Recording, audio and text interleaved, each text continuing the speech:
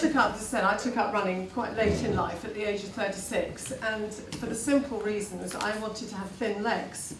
And somebody said to me that the quickest way to get thin legs was to start running. So as I'd never run before, I got onto a treadmill, and over the next few weeks got better and better until eventually I could run for 3 miles non-stop. And I had a really red face and I couldn't breathe and I was sweating profusely, but I'd run it.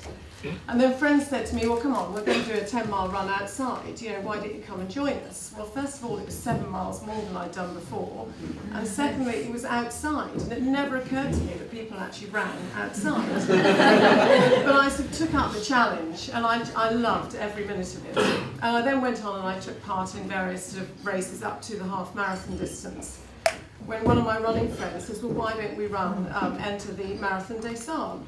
And I couldn't think of a single reason why I couldn't run 150 miles across the Sahara Desert.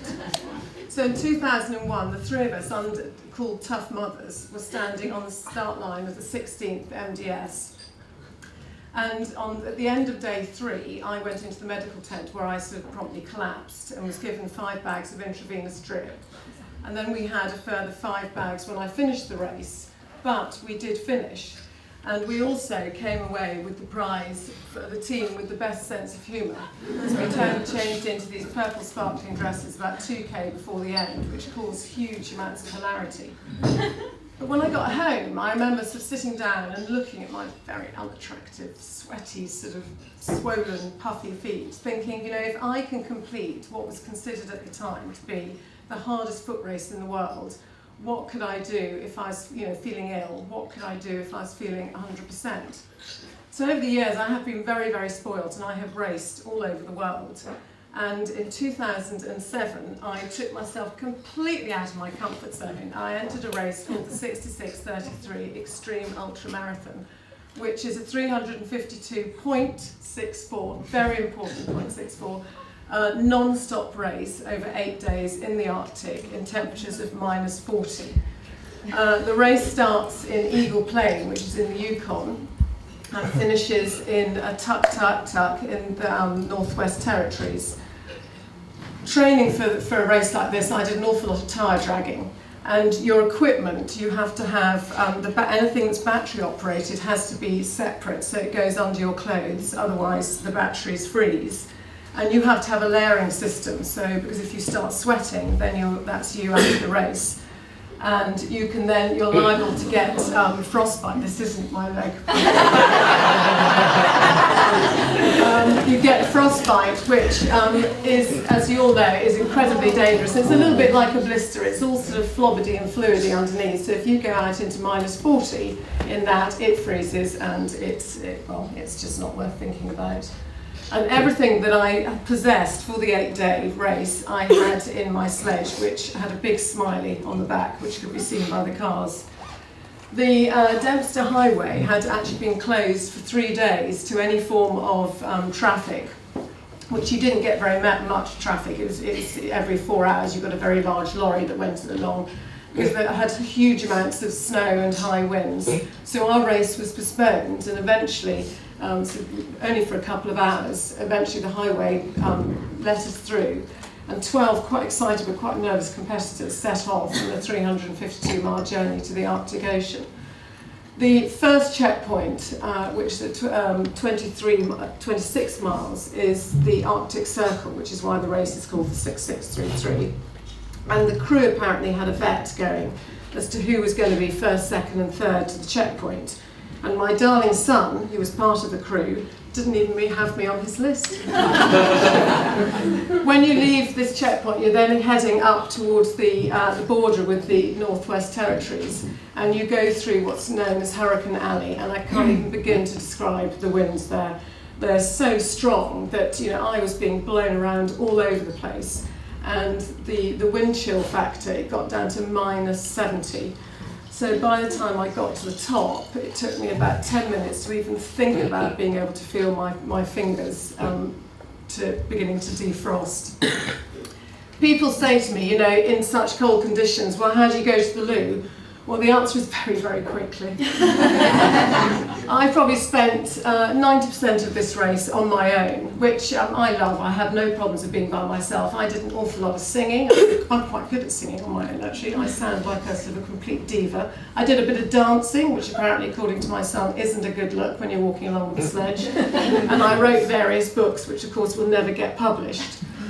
But when I got to the 205-mile checkpoint, I somewhere lost about half an hour, and I fell asleep standing on my feet, and the only thing holding me up was my sledge.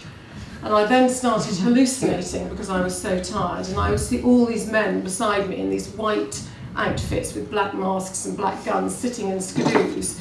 And then further down there'd be these guys getting in and out of cars. It's like a shooting party in their +4s. And they were sort of chatting and moving, and I thought, this is ridiculous.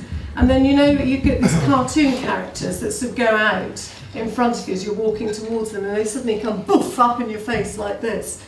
And then I saw an elephant sitting on the bench. Need I say more? The last 120 miles of this journey was done on what's called the Ice Road, which is actually the Mackenzie River. I just loved this. It was just fantastic. The only downside was that actually if you listened carefully, you could see or you could hear the river cracking. And it did slightly concern me that I would sort of get gobbled up and disappear, never to be seen again. But I had to keep on reminding myself that actually the trucks were slightly heavier than I was, so hopefully it was all right. With 25k to go and the sun was setting, I could see the lights of Tuk Tuk in the distance, so I knew that I was nearly there. So I picked up my pace and started sweating, but I thought it really doesn't matter.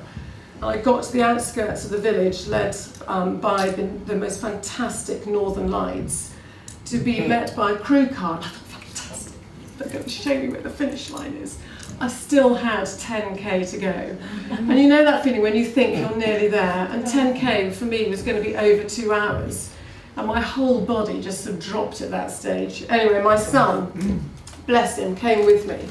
And I'd said to him, you know, you've got to remember that, you know, competitors are going to get slightly stroppy with you occasionally, but pay no attention because it's nothing you've done, it's just because they're tired and flustered.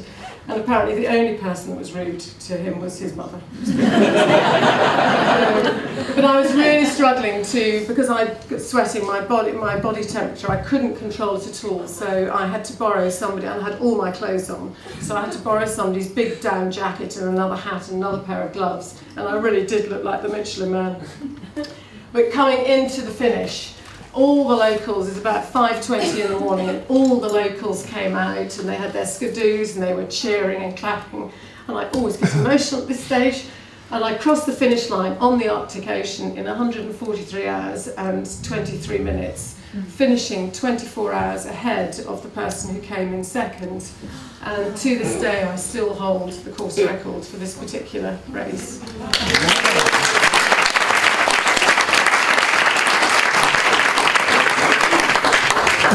When I got back, my husband thought, thank God for that, that's her back. And I got an email from a friend of mine who said, well, maybe I think you should go for this, go for Le Jog and go for the female world record. I thought, Le Jog, what the hell's that? It sounds like a French race. So of course, you know, I googled it, being so stupid. And it stands, obviously, for Land's End to John O'Groats. And I couldn't think why, and again, why can't I run 840 miles from one end of the country to the other, or at least give it a go? So being a Scot, I decided to start in Scotland and go for Joggle. It actually sounds much nicer than the Jog, I think. And I had 2 motorhomes and 4 crew. And my day basically was done in 4 hours, 4-4-hour stints with an hour between if I wanted to have a rest and things. And I started running at 5 o'clock in the morning, and I would finish any time between 12 and 1 o'clock, depending on my distance. And I always had somebody on the cycle behind me from a safety point of view. So on the 17th of July at 7:17 in the morning, 2008, I set off on my 840-mile journey. Actually feeling quite perky. I think, you know, you've sort of got nervous about everything, and then finally it's there, and you can start running. But I think if you're told that you're going to get up and run 840 miles, for God's sake, I'm not even going to put the trainers on. For me, I break it up into stages. So the first milestone for me was going over the Keswick Bridge on day 2, where I had my family and friends waiting for me. And my mother had organised Pipe Major Andy Ventners to pipe me across the bridge, which was lovely. And he played a song he'd actually written for my father, who sadly died while I was in the Arctic. So you can imagine it was quite an emotional sort of crossing. And then on day 4, I went over the Forth Road Bridge, and again I've driven over it many times, but I've never actually run across it. And Chris came and joined me because he wanted to be part of this amazing sort of journey. And 2 completely nutty friends of my parents who don their bicycles with pink balloons because they know that I sort of love pink. The following day was my birthday, and so you would have thought, yeah, a little celebration, but no, shoved out at 5 o'clock in the morning. And when I got to my stop at 9 o'clock in the morning, they had blown up all these pink balloons and had put them all over both motorhomes. And I think I was like a 20-minute break where I had, party hats and cake and things, and then kicked back out again because they were very bossy, my crew.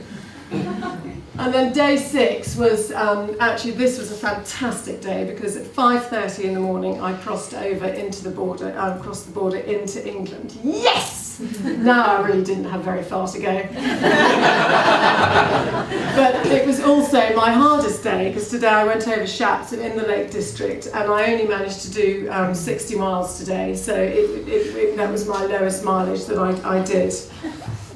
But later on in the day, the 10th day for me was quite an emotional day. I had my sponsors came to join me, and they arrived on my second stop of the day as they witnessed me being hit quite badly on my right arm by a passing car. And in fact, the car hit me so badly their wing mirror flew off and they kept on going. So my arm sort of blew up like a balloon, but I think I was in pain so everywhere else that actually I didn't feel the arm at all.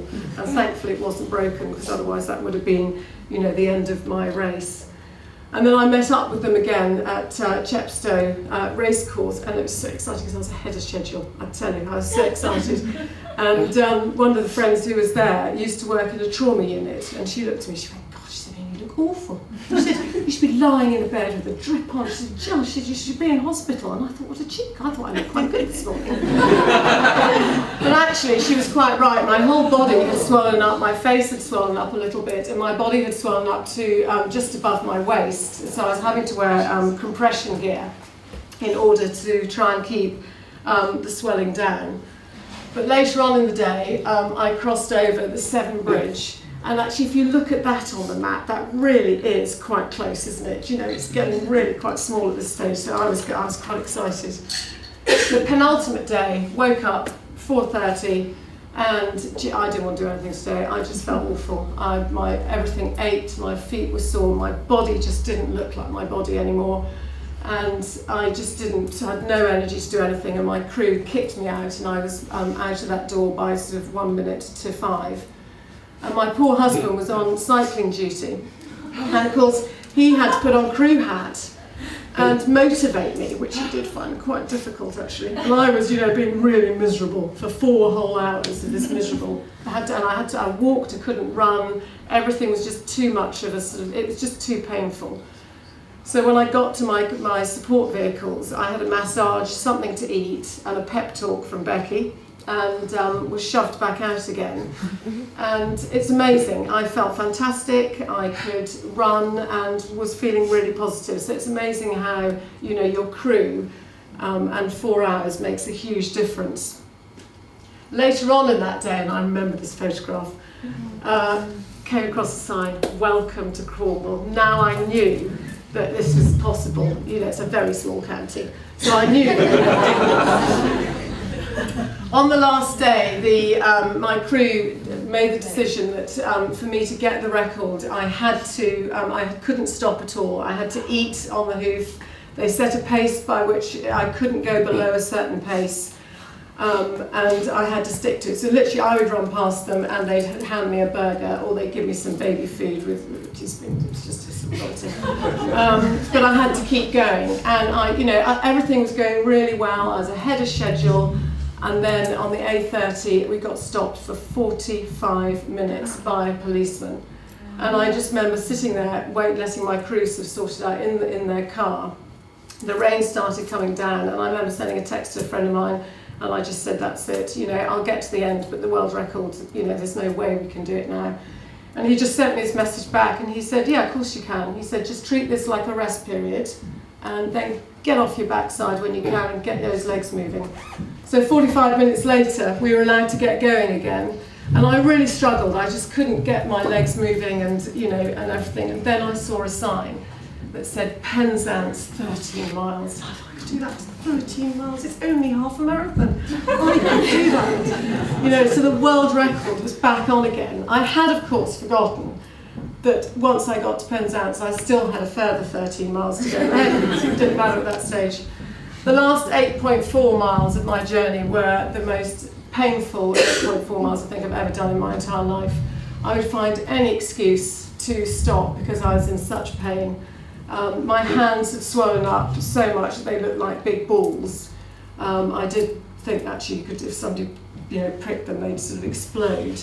But again, I had to keep going at a certain pace, and my poor husband he had to end up walking, actually, because he would fall off the bike I was going at slowly. And apparently with 2 miles to go, and I don't remember this at all, 2 miles to go, I just stopped and I said, well, that's it, I said, I'm bored.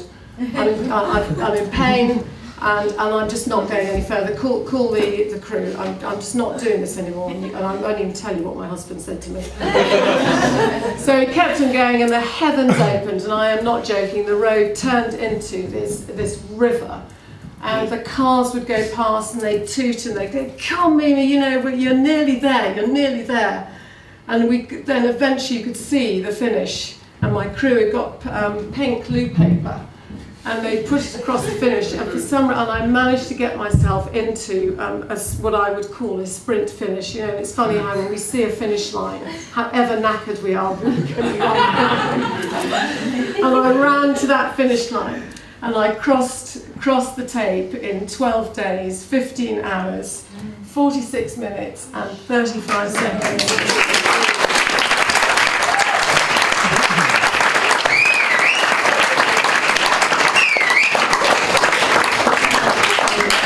And the following day, I couldn't walk at all.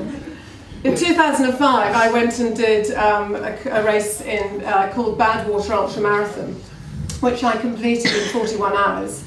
And I then went back the following year and crewed for a friend of mine. And I always said if I went back again, it would be to try and break the female course record, which is 129 hours and 44 minutes.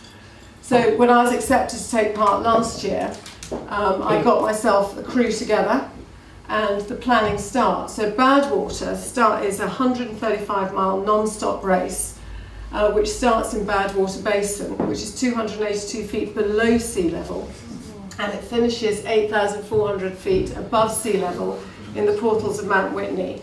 And you have to go through 3 mountain ranges to get there, all in temperatures of about 130 degrees. And every competitor has to have crew because of the heat. It is so hot, you wouldn't even make the first checkpoint probably.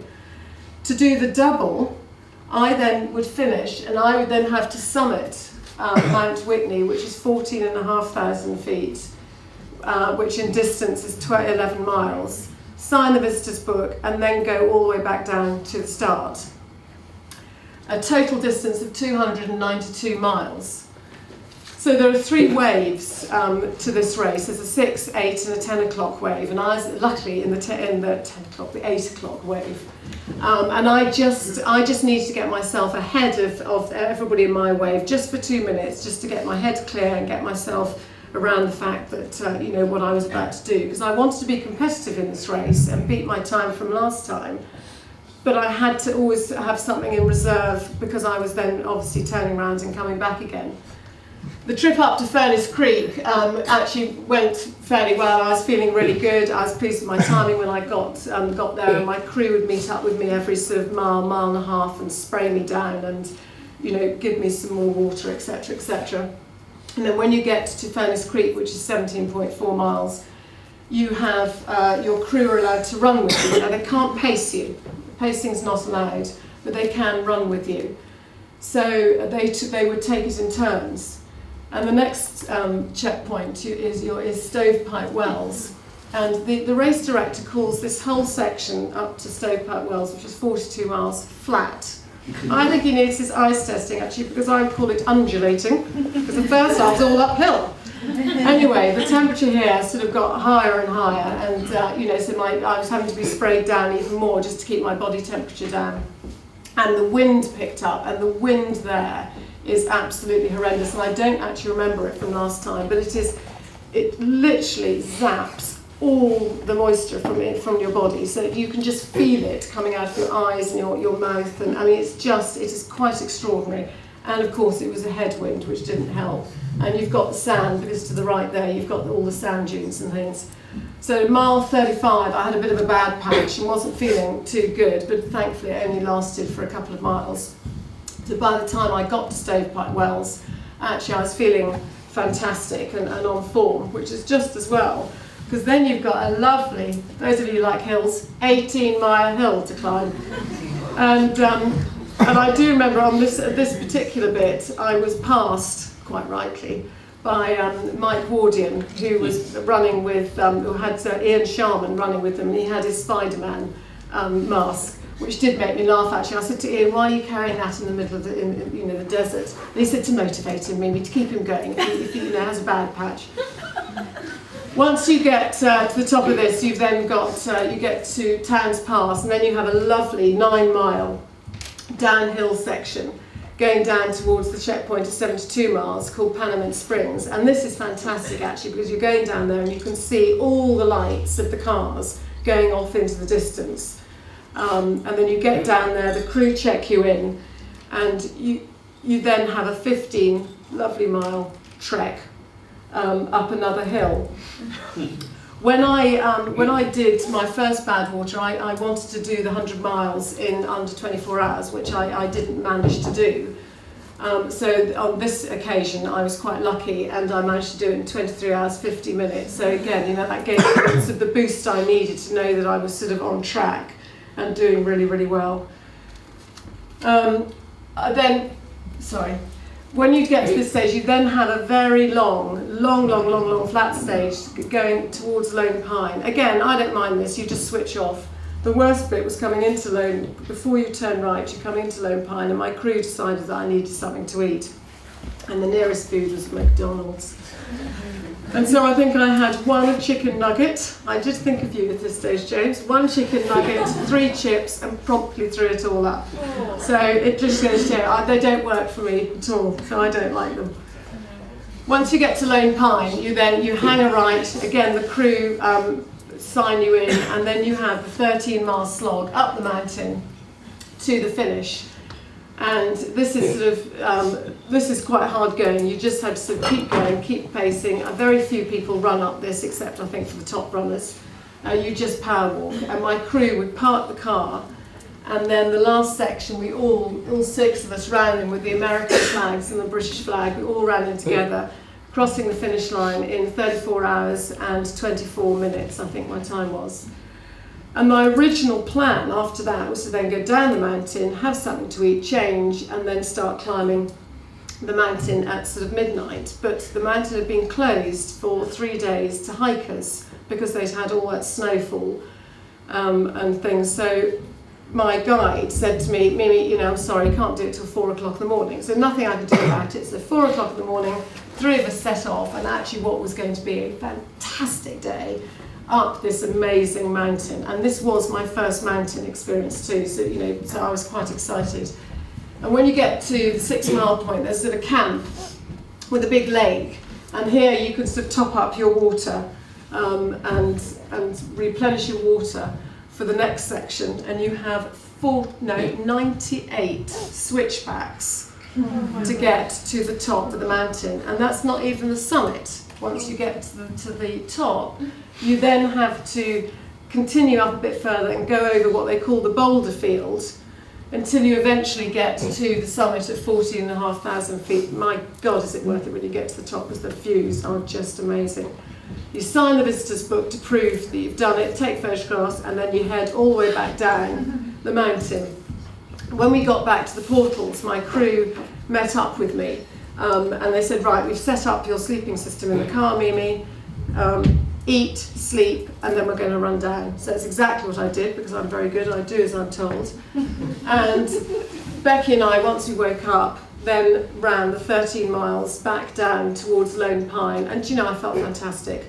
I was still running, which I was thrilled with, and I just felt so nice, and it was really nice for me to have all the crew together, because obviously in the race they're in two separate cars and you can't have both cars with you at the same time. So this was the first time that I was able to have everybody together. When we got to Lone Pine, I then was allowed to have a rest, and we then set off at about 7 o'clock in the morning.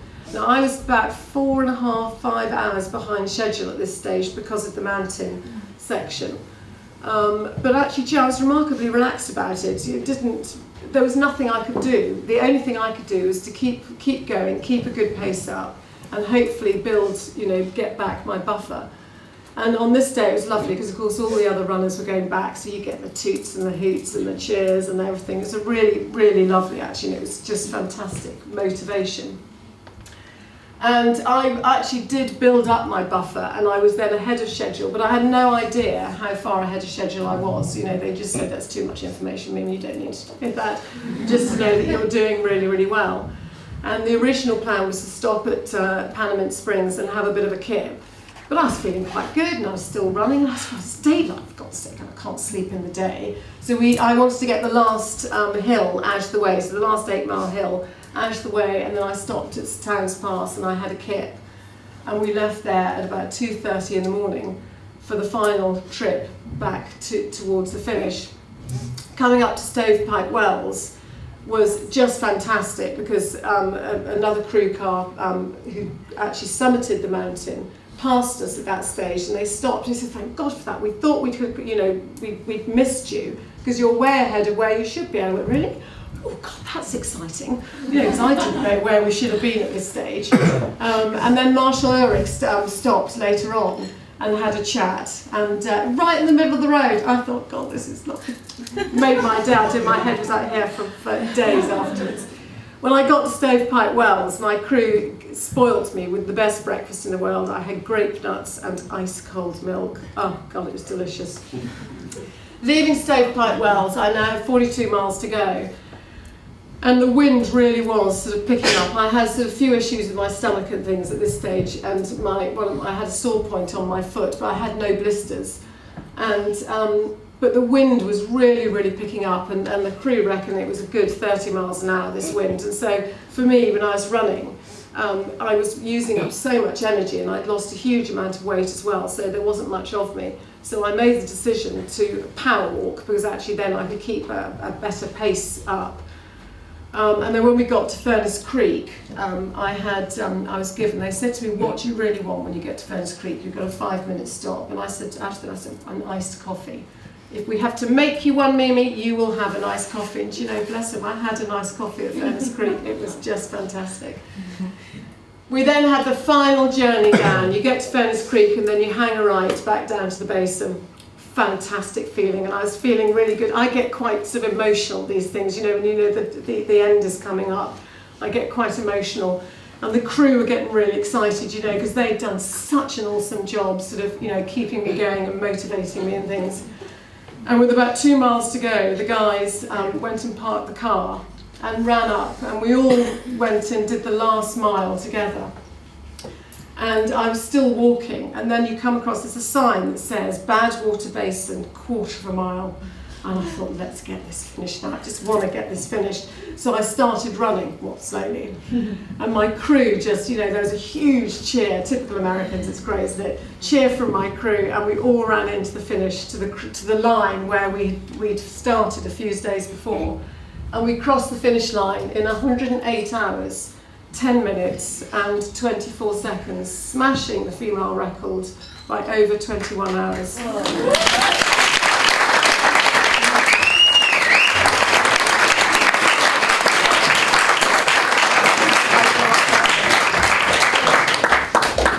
I've been very, very lucky in my running career. I have raced all over the world, and I still pinch myself. I've done things that I never, ever in my wildest dreams, when I set out to have thin legs, thought that I could, do this. And I think, the body and the mind is an amazing machine, and each of us are capable of doing an awful lot more than we actually think we can do. And I always say to myself, I never say I can't do something. I always ask myself the question, well, why can't I do that? And you'd be surprised at what you can do. Thank you very much.